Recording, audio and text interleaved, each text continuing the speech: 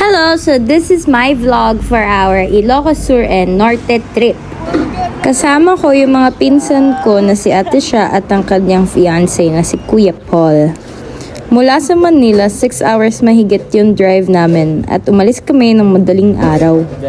Of course, we've had multiple stopovers like this cute cafe, and on the way to Vigan, nadaanan din namin yung iconic Quirino Bridge.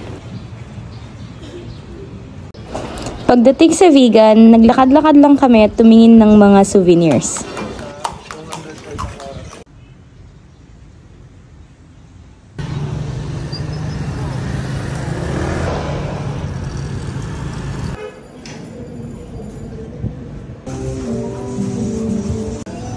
Siyempre, you can't go to Vigan without trying the empanada. And as a person na hindi mahilig sa empanada, nagustuhan ko naman siya.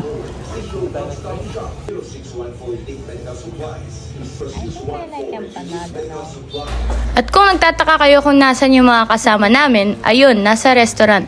Kasi may kailangan tapusing trabaho si Kuya Paul. Siyempre, hindi rin magpapahuli si Sir JP at nagtatrabaho rin siya. It's moving.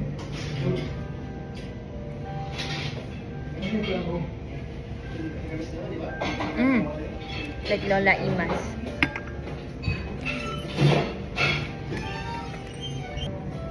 It's moving.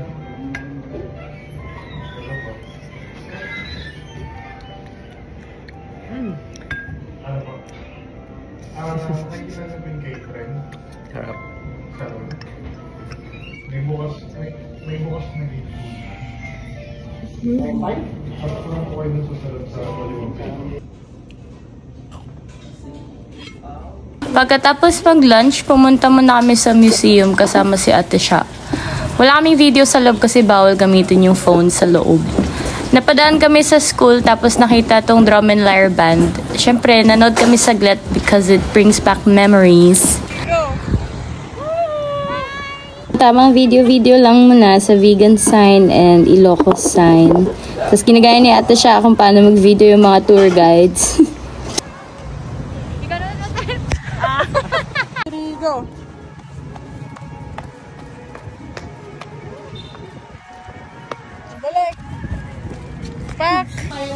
Pagtapos sa museum, balik ulit kami dun sa restaurant, tapos merienda naman.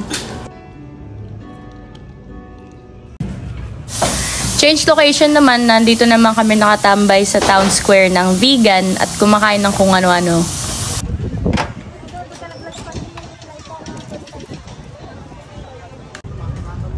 Yay! Taho! So, since inabot kami ng gabi, bumalik kami sa Crisologo Street, which is yung pinaka-main street ng Vigan. At naglibot-libot ulit. Pagkatapos ay pumunta na kami sa accommodation namin, which was 3 hours away from Vigan.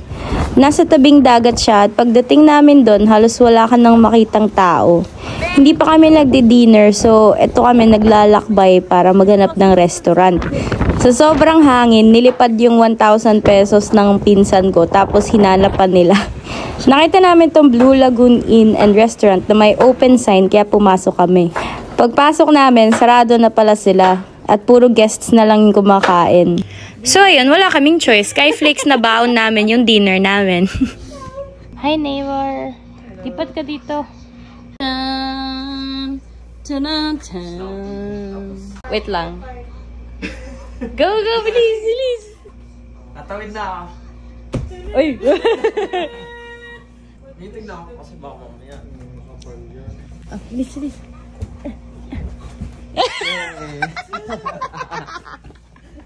Sobrang swerte namin kasi binigyan kami ng noodles ng host. Kaya nakakain kami ng dinner. Wow, that's true love. Kinabukasan, nagising kami ng maaga ni Mabsi, kaya naglibot-libot muna kami. Tulog pa sila. Doggy. Look at that. That's our stay. That's the windmill. And that's the beach. Sobrang dilim nung dumating kami, kaya hindi namin alam na sobrang lapit lang pala ng windmill sa amin. Pagising namin, wala kaming kuryente at wifi. Yung pala, may scheduled brownout pala para sa maintenance ng mga windmills. At ayun, nagising na sila at nag-aayang mag-breakfast. Kain tayo? Binalikan namin yung Blue Lagoon Inn na pinuntahan namin nung gabi. And this time, bukas sila.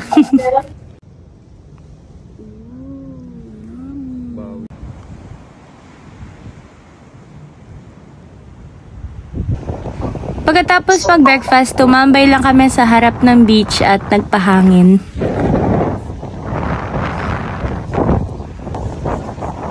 Tapos nilipan.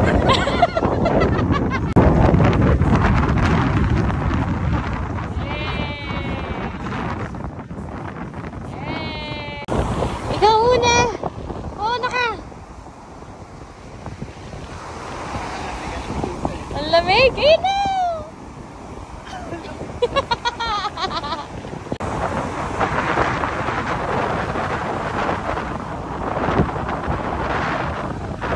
Gustuin man naming maligo sa dagat, ay lalamunin naman kami ng buo ng mga alon. Nakagating ka niyan. Nangangagat sila, diba?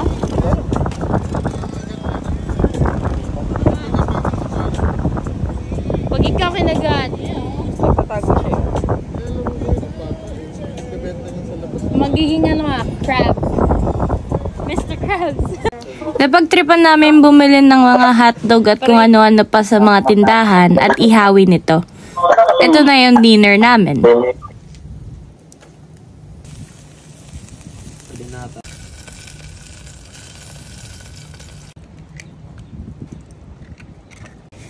Pre-dinner. At ayun, nag-chill lang kami at kumain for the rest of the day.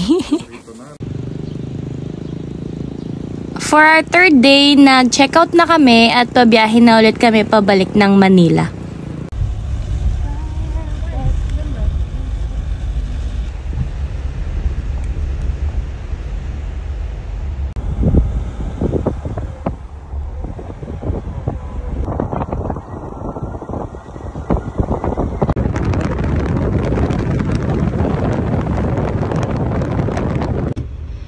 Jollibee time.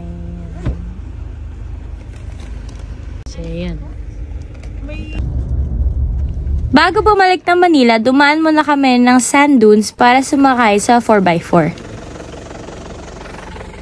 Siyempre, remote work, kaya hanggang sa sand dunes, nagtatrabaho pa rin si Sir JP.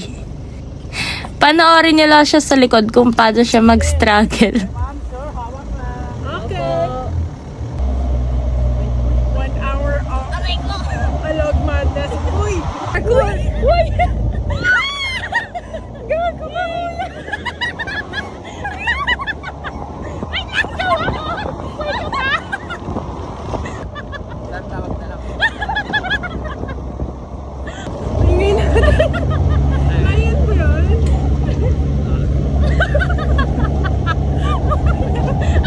Sir, ba't parang maalog ka?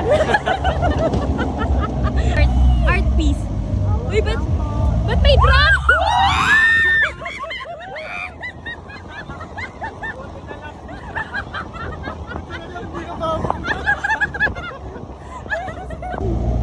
Shit, ayun na naman! Wait lang! Wait, kuya!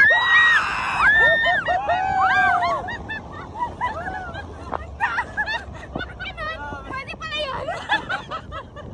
Na, magtatrabaho na.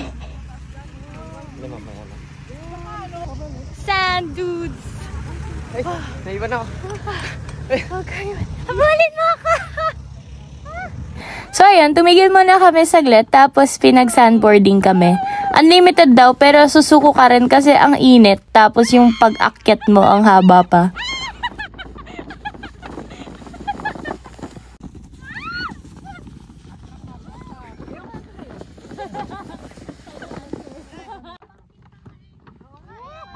So nagtanong yung mga tao if gusto nilang matry yung parang surfing pero naka-sandboard ka. Kaya umuo si Mabsi and si Kuya Paul. At yun, nasarapan naman sila sa buhangin.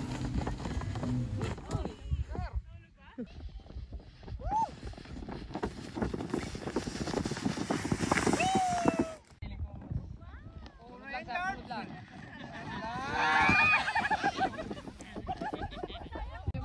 mo lang. Huwag lang mag-panic. Go!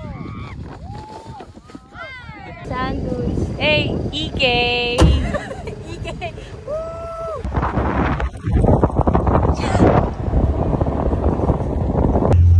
Ma'am sir, hawak lang ulit po. Okay. Hey, easy. Tumawa ka dyan. Puro ka landi, baka ka dyan. Cause of death. Kalandian. Wow, ang ganda dito. Cause of death. Karutan. Ayan na nga! Oh my God! Baba lang yan.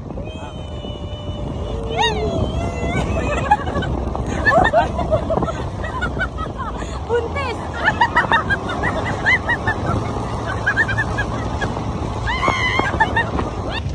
Happy? Solid!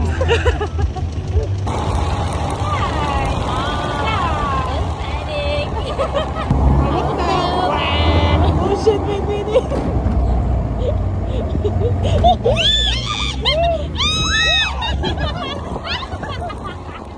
Okay ma'am, yung daan natin ngayon medyo atras lang konti. Yung daan kasi natin ngayon parang roller coaster po, pababang ganun, pataas, pababa.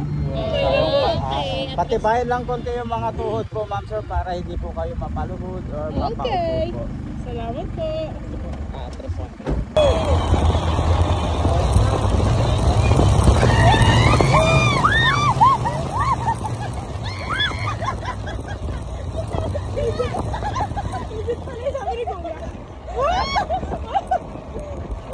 Hawak lang. Yay!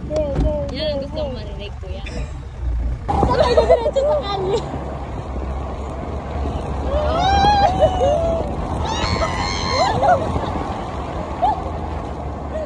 Aftermath. Pagpag. Huh? So, diba nag-ATV pero fresh pa rin. Alam mo bakit? Kasi may BB glow.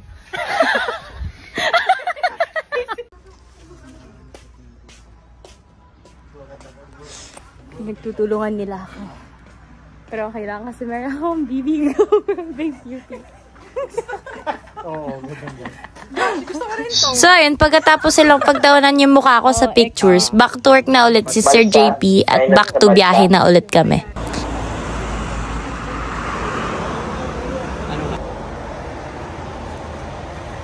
Oh, yummer.